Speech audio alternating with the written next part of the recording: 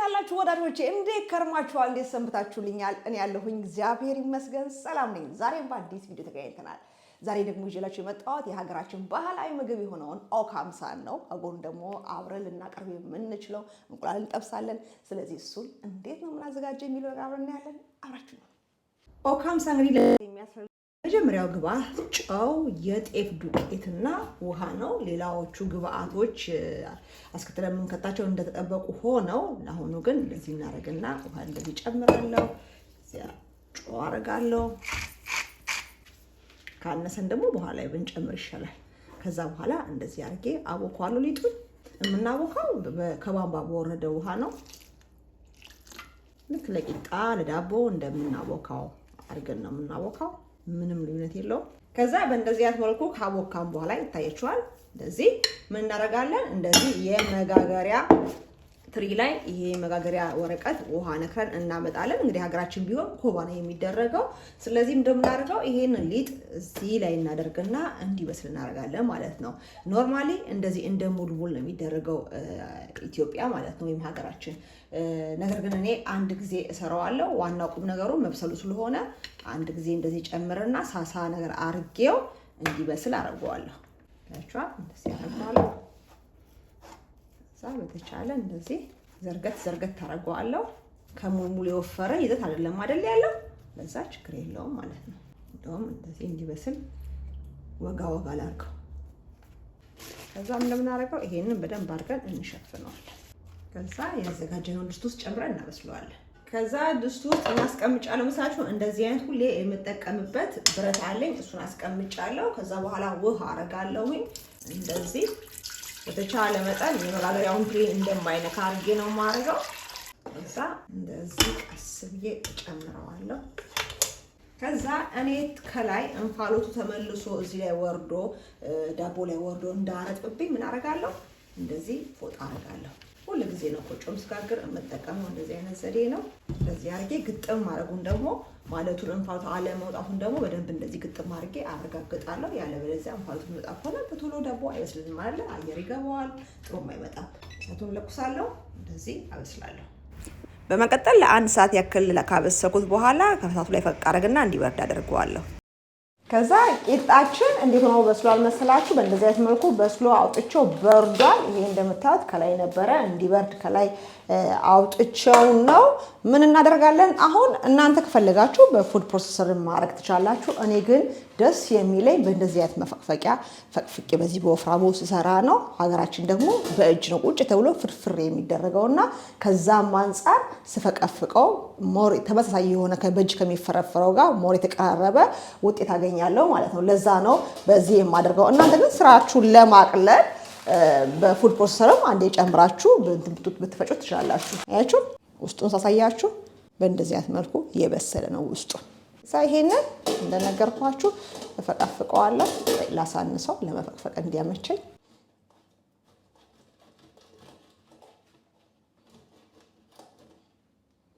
የማገኘው ደግሞ ውጤት ታያችኋል። እንደዚህ አይነት ነው። ይሄን የመሰለ ውጤት አገኛለሁ ማለት ነው። ኢትዮጵያ እንደሚደረገው ሰራችሁ እንደዚህ በእጅ ይሰባበርና አገራችን ምን እንደምሳችሁ የሚደረገው እንደዚህ በእጅ ይሰባበርና ከዛ በኋላ በቅቤ እሽት ሲደረግ ደግሞ በበለጠ ፍርፍር ይላል ማለት ነው። ስለዚህ እኔ አሁን እንደዚህ አድርጌ እፈቀፍቀዋለሁ። በእንደዚህ አይነት መልኩ ፈቅፍቄዋለሁ። ከዛ የተረፈውን ይሄንን ምን አደርጋለሁ መሰላችሁ? ይሄ ይበቃናል ለኛ፣ በጣም ብዙ ነው። ቅቤ ስላለው ያን ያህል በጣም ብዙ ተደርጎ የሚበላ ምግብ አይደለም፣ ከበቂ በላይ ነው። ይሄኛውን ግማሹን ማለት ነው እንደዚህ ጥቅል አረገውና እንዳይደርቅ ሽፍንፍን አድርጌ ከዛ በእንደዚህ አይነት ባግ ውስጥ ከትቼ ፍሪጅ ውስጥ አስቀምጠዋለሁ። ከዛ በሌላ ጊዜ ደግሞ በምትፈልጉ ሰዓት አውጥታችሁ መጠቀም ትችላላችሁ ማለት ነው። በጣም ለሩቅ ጊዜ ከሆነ የምታስቀምጡት በረዶ ቤት ማስቀመጥ ትችላላችሁ። አይ ደግሞ በዚህ ሳምንት የሆነ ቀን እሰራለሁ የምትሉ ከሆነ ፍሪጅ ላይ አስቀምጣችሁ ከዛ በኋላ በምትፈልጉ ሰዓት አውጥታችሁ መጠቀም ትችላላችሁ። ታያችኋል እንደዚህ አይነት መልኩ። ከዛ አሁን ኦካምሳችንን እንቀምማለን። ለዛ ደግሞ የሚያስፈልገን ግብአት እዚህ ጋር እንደምታዩት ሚጥሚጣ አዘጋጅቻለሁ። እዚህ ጋር ቅቤ አለን፣ ኮረሪማ እንደ አስፈላጊነቱ፣ ጨው የሚያንስ ከሆነ ጨው እንጠቀማለን። ስለዚህ ይሄ ግብአት ነው የሚያስፈልገን። እዚህ ጋር እሳት ለኩሻለሁ። እሱ ላይ ትንሽ ቅቤ አረግና አቀልጣለሁ። እንደዚህ የሚያክል ቅቤ። ልክ ቅቤው ሲቀልጥልን እሳታችንን እናጠፋለን። ከዛ በኋላ ሚጥሚጣ ኮረሪማ እንጨምራለን። እሳቱ ከጠፋ በኋላ እዚህ የሚያክል ሚጥሚጣ ጨምራለሁኝ። አያችሁ እንትን ነው እንደውም ከመጋሉ የተነሳ ሊንተከተክ ነው። እኔ ደግሞ እንደዛ እንዲሆን አልፈልግም። ሚጥሚጣው ኮረሪማም እንደዚህ የሚያክል እጨምራለሁ። ከዛ ካነሰው እየቀመስን እያየን እንጨምራለን። ጨው አሁን አልጨምርም፣ ምክንያቱ ደግሞ ቂጣው ላይ ጨምሬያለሁኝ። ለዛ በኋላ ላይ እየቀመሱ ጨምራለሁኝ። በነገራችን ላይ ቂጣውን በደንብ አርጋችሁ ማብረድ ይጠበቅባችኋል። ያለበለዛ ይጠባበቃልና በደንብ መብረዱ ማረጋገጥ አለባችሁ ከመቀመማችሁ በፊት። ብታገኙ ደግሞ በጥቁር ጤፍ ብትሰሩ በጣም አሪፍ ነው። በባህሉ በብዙ የሚሰራው በጥቁር ጤፍ ነው። እኔ ደግሞ ስለሌለኝ እንግዲህ ዛሬ በነጭ ጤፍ ሰርቸዋለሁ። አሁን ምን እናደርጋለን መሰላችሁ? እዚህ ጋር እናመጣውና አሁን በርዶልናል እሳቱም አይደለ?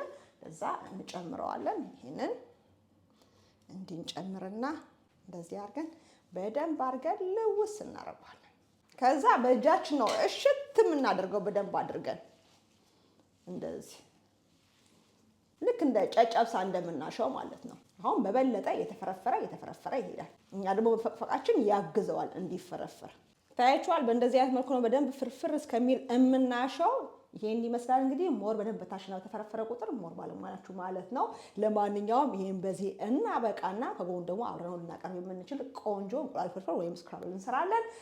ቅቤው በባህሉ ይሄ አይደለም በቂው፣ በጣም ነው ቅቤ የሚጨምረው። ለኛ ግን በቂያችን ነው። ስለዚህ እናንተም ያላችሁን ቅቤ ራሳችሁ መጥናችሁ ስሩ ለማለት እወዳለሁ። አሁን ደግሞ እዚህ ጋር እንቁላላችንን እንጠብሳለን። ስለዚህ በመጀመሪያ እንደዚህ ዘይት አደርጋለሁ። ይበቃል። ሽንኩርታችንን እንጨምራለን። ጠበስ ጠበስ እናደርጋለን። ከዛ ትንሽ ጠበስ ጠበስ ካረግን በኋላ እዚህ ጋር አንድ ቲማቲም አለ የተከተፈ፣ እሱን ጨምራለሁ።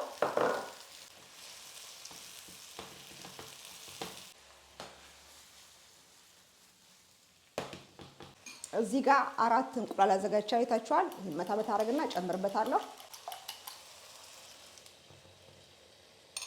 እሳቱን ቀንሰዋለሁ። ጨው አረጋለሁ። ቆንጆ በርበሬ ደቀቅ አረገዋለሁ ትንሽ ልክ ከኦካምሳው አይነት እንዲመስል። እሳቱን ቀንሳችሁ ስታማስሉ ድቅቅ ያለ የእንቁላል ቁራጭ ታገኛላችሁ፣ ወይም ድቅቅ ያለ ስክራብል ታገኛላችሁ፣ ወፋፍራም ያልሆነ። ታያችኋል። እንደዚህ እያደረግን ቶሎ ቶሎ ካማሰልነው ቆንጆ የሆነ ፍርፍር ያለ እንቁላል እናገኛለን። ዋናው እሳቱን መቀነሳችሁ ነው። ከዛ በጣም ሳይደርቅ እንደዚህ ቃሪያውን እንጨምራለን፣ ቃናውን በደንብ እንዲወስድልን። ከዛ ድርቅ እስከሚል አትጠብቁት፣ እሳቱን አጥፉት። ምክንያቱም እንቁላል በሙቀት ብቻ ይበስላል። ስለዚህ አሁን በቂው ነው። አሁን ለገበታ እናዘጋጀዋለን። ከዛ አሁን ለገበታ ነው የማቀርበው። ታያችኋል እንዴት እንደተፈረፈረ። በሱ አይመስልም እንዲህ ራሱ ሲታይ። እንደዚህ ያደርግና በአንድ ጎን እንደዚህ ኦካምሳውን፣ በዚህ ጎን ደግሞ እንቁላሉን አደርጋለሁ። በጣም አትሙት። አንዳንድ ጊዜ ምግብ ብዝት ብሎ ሲታይ ምንም ደስ የሚል ነገር የለውም አይደለ? እኔ አልወድም። ለማንኛውም በእንደዚህ አይነት መልኩ እኔ አቅርቤዋለሁ። ይታያችኋል። እንደዚህ ይሄ ከበቂ በላይ ነው ለአንድ ሰው። ምግባችን እንግዲህ አሁን እንቀምሳለን። በእንደዚህ አይነት መልኩ ሰርተነዋል። እንደዚህ አደባልቄ ነው የምቀምሰው። ይታያችኋል። ግማሽ እንቁላል፣ ግማሽ ኦካምሳ አድርጌ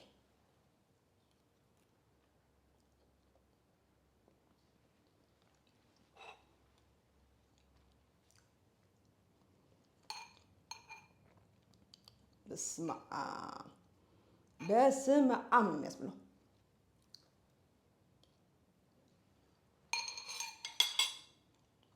እንዴት እንደሚጥም ቃሪያና ሽንኩርቱ ቲማቲም ውስጥ መኖሩ ከቅቤያችን ጋር የሆነ ነገር በቃ ማለት እንዴት ብዬ ልንገራችሁ፣ እንደዚህ በቶሎ የተሰራ እንቁላል ጥብስና ኦካምሳ የምትበሉ አይመስልም። ዋናው ቁም ነገሩ ቂጣውን ጋግራችሁ ማብረዳችሁ ነው እንጂ ከዛ በኋላ ቢበዛ 10 ደቂቃ ቢፈጅ ነው። አይታችኋል። ቅቤ ማቅለጥ መለወስ ነው። እንቁላሉም የ3 ደቂቃ ስራ ነውና ያን ያህል የሚያደክም አይደለም። ግን የሚሰጣችሁ ጣዕም እንደገና ጤናማ ምግብ መሆኑን እያሰባችሁ ራሱ መመገብ ቀላል ነገር አይደለም። ለምን እንደሆነ አላውቅም። እንደዚህ አይነት ምግቦቻችንን ወደፊት ማስቀደም ያቃተን በእውነት ነው የምላችሁ። በጣም ትልልቅ በአየር መንገድ ደረጃ ወደፊት ቀድሞ ለቁርስ መቅረብ ያለበት ምግብ ነው ኦካምሳ ብዬ የማስበው እና ኬተሪንግ የሚሰሩ ሰዎች ራሱ ቁምሳ ምናምን አይነት ዝግጅት ላይ ሲሆን ከነቂንጬ ከነጨጨብሳ ከነ ምናምን ጋር ከጎን አብሮ መቅረብ የሚችል ምግብ ነው ከሚላችሁ በላይ በጣም አሪፍ የንጉስ ምግብ ማለት ይችላችሁ። የንጉስ ምግብ ኖርማሊ የሚሰራውም ሆነ ከበድ ያለ እንግዳ ምናምን ሲኖር ነው እና ዝም ብሎ በየቀኑ የሚሰራ ምግብ አይደለም። ግን በቃ ሱፐር ዱፐር የሆነ ጣዕም ያለው ምግብ ነው። ሱራ ተመገቡት። በጣም እንደምትወዱት ተስፋ አደርጋለሁ።